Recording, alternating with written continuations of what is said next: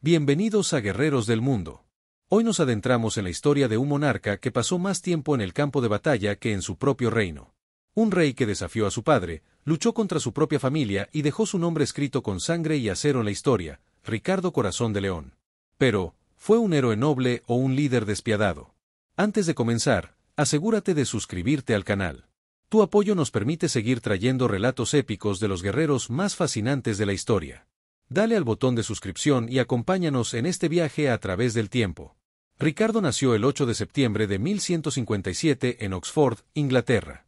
Hijo del rey Enrique II y de Leonor de Aquitania, su destino estaba marcado por el poder y la guerra. Su madre, una de las mujeres más influyentes de la Edad Media, se aseguró de que Ricardo recibiera una educación refinada y, al mismo tiempo, un entrenamiento militar que lo preparara para gobernar. Aunque nació en Inglaterra, Ricardo se consideraba más francés que inglés. Pasó gran parte de su infancia en la región de Aquitania, donde aprendió sobre política, poesía y, sobre todo, sobre guerra. Desde joven, mostró una valentía feroz y una ambición desmedida. No era un príncipe común, sino un líder en formación. Su padre, Enrique II, gobernaba un vasto imperio, pero su relación con sus hijos era complicada. Ricardo creció en un ambiente donde la traición y la lucha por el poder eran parte del día a día. Pronto, aprendería que, en su familia, la sangre no garantizaba la lealtad. A los 16 años, Ricardo ya comandaba ejércitos, sofocando rebeliones en Aquitania. Pero su mayor enemigo no estaba en tierras lejanas. Su verdadero conflicto no sería contra invasores extranjeros, sino contra su propio padre. El reino de Enrique II estaba lleno de tensiones. Sus hijos, impacientes por gobernar, veían a su padre como un obstáculo. Ricardo, junto con sus hermanos Enrique el Joven y Geoffrey de Bretaña, se rebeló contra él en 1173. Pero esta revuelta no fue idea suya, fue impulsada por su madre, Leonor de Aquitania, quien también se oponía a Enrique II. La rebelión estalló con fuerza en las tierras francesas del imperio. Ricardo, con solo 15 años, se mostró como un líder nato. Dirigió tropas con una ferocidad que sorprendió incluso a sus aliados. Pero la experiencia de su padre era superior. Enrique II respondió con dureza y, tras meses de lucha, sofocó la revuelta. Las consecuencias fueron devastadoras. Leonor de Aquitania fue capturada y encerrada en prisión por orden de su esposo. Enrique el Joven y Geoffrey fueron perdonados, pero Ricardo, aunque evitó el castigo, tuvo que jurar lealtad a su padre. Aún así, la tensión entre ambos nunca desapareció. Ricardo no tardó en recuperar su influencia en Aquitania. Sofocó levantamientos de nobles rebeldes y gobernó con mano de hierro. Con cada victoria, su reputación crecía, ganándose el respeto de sus soldados y el temor de sus enemigos. Sus hazañas en batalla le valieron el sobrenombre de Corazón de León. A pesar de la paz temporal, Ricardo nunca olvidó su derrota en la rebelión. Sabía que su momento llegaría. Y cuando la salud de su padre comenzó a debilitarse, entendió que era hora de tomar el trono por la fuerza. En 1189, tras la muerte de su hermano mayor, Ricardo se convirtió en el heredero legítimo. Ese mismo año, Enrique II, enfermo y derrotado, se vio obligado a aceptar a Ricardo como su sucesor. Pero el nuevo rey tenía planes más ambiciosos, no estaba interesado en gobernar Inglaterra, sino en luchar en la Tercera Cruzada. Con su padre muerto y la corona de Inglaterra en sus manos, Ricardo fue proclamado rey el 3 de septiembre de 1189. Sin embargo, su corazón no estaba en Londres ni en los asuntos administrativos del reino. Desde hacía años, su verdadero deseo era unirse a la Tercera Cruzada, una guerra santa para recuperar Jerusalén de manos de los musulmanes. Para Ricardo, el trono no era más que una plataforma para financiar su verdadera pasión, la guerra. Pero antes de partir, tenía que asegurar su reino. Para sorpresa de muchos, pasó apenas 6 meses en Inglaterra antes de dejarlo en manos de ministros y consejeros de confianza. Incluso llegó a decir que, si pudiera, vendería Londres si encontrara un comprador. Para Ricardo, Inglaterra no era su hogar. Sus tierras en Francia, como Aquitania y Normandía, eran mucho más importantes para él. En 1190, Ricardo reunió un ejército impresionante. Junto con Felipe II de Francia, su antiguo aliado convertido en rival, zarpó rumbo a Tierra Santa. Pero la travesía estuvo lejos de ser tranquila. En el camino, hizo escala en Sicilia, donde tuvo que intervenir en una disputa por el trono local. Allí, también se enfrentó a Felipe II, con quien las tensiones aumentaban cada vez más. Pero el verdadero problema surgió en Chipre. Cuando una tormenta dispersó la flota de Ricardo, algunos de sus barcos naufragaron en la isla. El gobernante local, Isaac Comneno, tomó prisioneros a los sobrevivientes. Gran error. Ricardo, furioso, invadió Chipre, derrotó a Isaac y tomó el control de la isla en cuestión de días. Con este golpe, aseguró una base estratégica para los cruzados y financió aún más su campaña. Finalmente, en junio de 1191, Ricardo llegó a su verdadero destino, Tierra Santa. Lo que no sabía era que estaba a punto de enfrentarse a uno de los más grandes líderes de la historia, Saladino. Cuando Ricardo llegó a Tierra Santa, encontró un escenario desolador. La ciudad de Acre, una de las fortalezas más estratégicas de la región, estaba bajo asedio por parte de los cruzados desde hacía casi 2 años. Pero la resistencia musulmana, liderada por Saladino, había frustrado cada intento de conquista. La llegada del ejército de Ricardo cambiaría todo. Desde el primer día, dejó claro que no había viajado miles de kilómetros para fracasar. A diferencia de otros reyes cruzados, Ricardo no se quedaba en la retaguardia dando órdenes. Luchaba en primera línea, atacando las murallas con sus soldados y liderando las cargas. Su presencia encendió el ánimo de los cruzados, que redoblaron sus esfuerzos. Durante el asedio, Ricardo enfermó gravemente. Se cree que contrajo escorbuto o fiebre tifoidea, lo que lo dejó débil y febril. Sin embargo, ni siquiera esto lo detuvo. Desde su tienda de campaña, seguía dando órdenes y supervisando la batalla. Su sola determinación mantuvo la moral de sus tropas. Finalmente, el 12 de julio de 1191, tras semanas de intensos combates, la ciudad de Acre cayó ante los cruzados. Fue una victoria aplastante, pero Ricardo no estaba satisfecho. Exigió que Saladino pagara un cuantioso rescate por los prisioneros musulmanes capturados en la batalla. Cuando el líder musulmán demoró el pago, Ricardo tomó una decisión brutal: ejecutó a casi 3.000 prisioneros frente a las murallas de la ciudad. Este acto sembró el terror entre los musulmanes y dejó claro que Ricardo no tenía piedad en la guerra. Pero también hizo algo más: convirtió su rivalidad con Saladino en algo personal. A partir de ese momento, los dos líderes jugarían un peligroso juego de estrategia, en el que el destino de Jerusalén estaba en juego. Tras la caída de Acre, la guerra entre Ricardo Corazón de León y Saladino alcanzó su punto máximo. Ambos eran líderes formidables, pero muy diferentes. Saladino era un estratega paciente, maestro de la guerra defensiva. Ricardo, en cambio, era una fuerza imparable en el campo de batalla, siempre al frente de sus tropas. Lo que siguió fue un choque entre dos gigantes, con cada uno intentando superar al otro en astucia y fuerza. Después de reforzar sus tropas, Ricardo marchó hacia el sur, con el objetivo de tomar Jaffa y luego avanzar hacia Jerusalén. Pero Saladino no iba a dejarle el camino libre. A medida que los cruzados avanzaban, los musulmanes atacaban constantemente, desgastando al ejército enemigo con emboscadas y tácticas de guerrilla. Ricardo, sin embargo, sabía adaptarse. En lugar de dejar que su ejército se dispersara, los mantuvo en una formación cerrada y protegida, castigando a cualquier atacante con cargas demoledoras de su caballería pesada. El 7 de septiembre de 1191, en Arsuf, Saladino decidió enfrentarlo en una batalla abierta. Durante horas, los arqueros y jinetes musulmanes hostigaron a los cruzados, disparando sin cesar mientras se retiraban. Ricardo mantuvo su ejército firme, esperando el momento adecuado para contraatacar. Finalmente, cuando los musulmanes parecían confiados, dio la orden.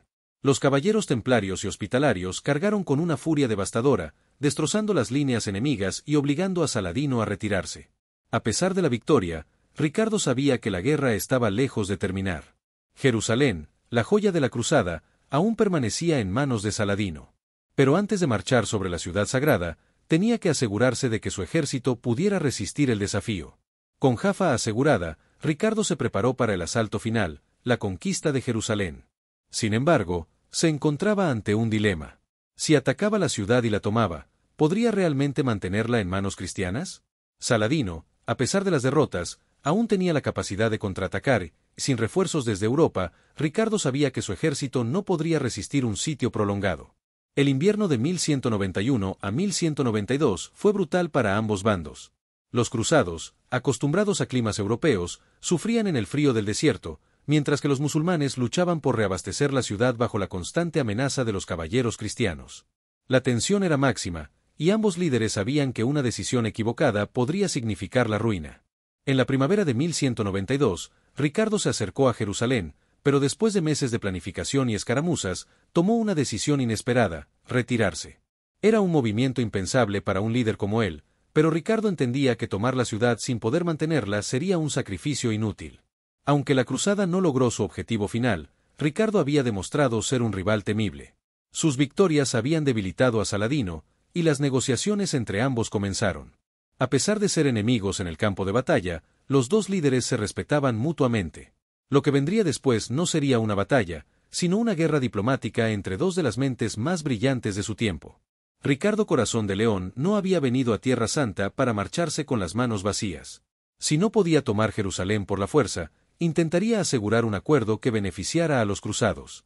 Saladino, por su parte, aunque seguía siendo fuerte, sabía que Ricardo era un adversario que podía seguir presionándolo por años. Ambos líderes eran enemigos en el campo de batalla, pero compartían una cualidad rara en la época: el respeto mutuo. Las negociaciones fueron largas y tensas. Ricardo exigía que los cristianos pudieran visitar los lugares sagrados sin temor y que los territorios costeros, fundamentales para la presencia cruzada en la región, quedaran bajo su control. Saladino, por su parte, quería evitar que los cruzados volvieran a fortalecer su posición en la región. Finalmente, en septiembre de 1192, ambos firmaron un tratado: los cristianos podrían peregrinar libremente a Jerusalén, sin restricciones ni amenazas. Además, Jaffa y las ciudades costeras permanecerían en manos de los cruzados, asegurando su presencia en la región. El pacto no era una victoria completa, pero era lo mejor que Ricardo podía conseguir.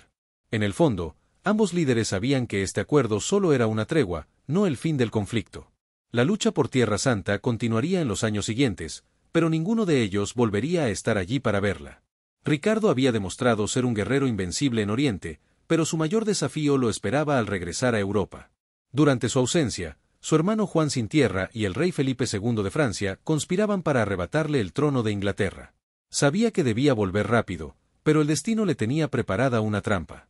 En el invierno de 1192, mientras viajaba de incógnito por Europa para evitar a sus enemigos, Ricardo fue capturado cerca de Viena por Leopoldo V de Austria, un noble que lo odiaba profundamente.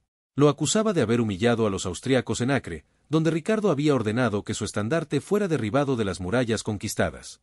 Leopoldo entregó a Ricardo al emperador del Sacro Imperio Romano Germánico, Enrique V, quien vio una oportunidad de oro para enriquecerse y debilitar el poder inglés. Exigió un rescate descomunal por su liberación: 150.000 marcos de plata, una suma astronómica que equivalía a casi 3 años de ingresos de toda Inglaterra. Mientras tanto, en Inglaterra, su hermano Juan aprovechó la ausencia de Ricardo para intentar usurpar el trono, aliándose con Felipe II. Pero la reina Leonor de Aquitania, madre de Ricardo, tomó el control de la situación y organizó la recolección del dinero para su liberación. Después de más de un año en prisión, Ricardo fue finalmente liberado en febrero de 1194. Su regreso fue recibido con júbilo por sus seguidores, pero su ausencia había dejado profundas cicatrices. Ahora, su misión no era solo recuperar su trono, sino castigar a los traidores que habían intentado arrebatárselo. Cuando Ricardo Corazón de León volvió a Inglaterra en 1194, su reino estaba en crisis. Su hermano Juan Sin Tierra había intentado usurpar el trono con el apoyo de Felipe II de Francia, y muchas fortalezas habían caído en manos de sus enemigos. Pero su regreso cambió todo. Juan, al saber que Ricardo había sido liberado, se apresuró a pedir perdón. Ricardo, en un acto sorprendente, decidió perdonarlo. Para él, Juan no era más que una molestia menor comparado con su verdadero enemigo, Felipe II. Ricardo pasó solo unas semanas en Inglaterra. Reunió fondos, reafirmó su autoridad y dejó el gobierno en manos de ministros de confianza. Luego, partió hacia Francia para recuperar sus territorios perdidos. Durante los siguientes 5 años, se dedicó por completo a la guerra contra Felipe II, quien había aprovechado su ausencia para expandir su influencia en Normandía, Anjou y Aquitania. En batalla, Ricardo seguía siendo el mismo líder implacable de siempre. Sus campañas fueron brutales y estratégicas, recuperando castillos y debilitando el poder francés. En 1198, logró una victoria decisiva que obligó a Felipe II a retirarse. Inglaterra y sus territorios franceses estaban seguros, por ahora. Pero Ricardo no estaba satisfecho. Siempre ambicioso, comenzó a asediar fortalezas menores en busca de más control y riqueza. Fue en uno de estos asedios, en el castillo de Chalus, donde su destino lo alcanzó. El 25 de marzo de 1199, mientras inspeccionaba las murallas del castillo de Chalus, Ricardo fue alcanzado por una flecha en el hombro. Aunque la herida no parecía grave al principio, la falta de atención médica adecuada provocó una infección mortal. Durante días, El rey soportó el dolor con la misma valentía con la que había enfrentado sus batallas. Sabiendo que su final estaba cerca, Ricardo hizo algo inesperado: perdonó al arquero que lo había herido. Consciente de que su tiempo se agotaba, llamó a su madre, Leonor de Aquitania, quien estuvo a su lado en sus últimas horas. Finalmente, el 6 de abril de 1199, Ricardo Corazón de León murió a los 41 años. Su cuerpo fue enterrado en la abadía de Fontevraud, junto a su padre, Enrique II. Pero su corazón, literalmente, fue enterrado en Rouen, en Normandía, como símbolo de su amor por sus tierras francesas. La muerte de Ricardo marcó el fin de una era. Sin un líder fuerte, los dominios angevinos comenzaron a desmoronarse. Su hermano Juan sin Tierra asumió el trono, pero su reinado fue débil y desastroso, perdiendo la mayoría de los territorios franceses que Ricardo había defendido con tanta fiereza. A lo largo de los siglos, Ricardo Corazón de León se convirtió en un símbolo de valentía y heroísmo. Su figura fue idealizada en canciones y leyendas, y hasta hoy sigue siendo un ícono en la cultura popular, apareciendo en películas, libros y videojuegos. Pero su historia nos deja una pregunta intrigante: ¿fue realmente un buen rey? Pasó menos de 6 meses en Inglaterra y dedicó su vida más a la guerra que a gobernar. Su pueblo lo amaba, pero ¿qué habría sido de su reino si hubiera dedicado más tiempo a él? Gracias por acompañarnos en Guerreros del Mundo. No olvides suscribirte, activar las notificaciones y hacerte miembro del canal para apoyar este proyecto. Déjanos tu comentario y comparte este video con quienes aman la historia. Nos vemos en la próxima batalla.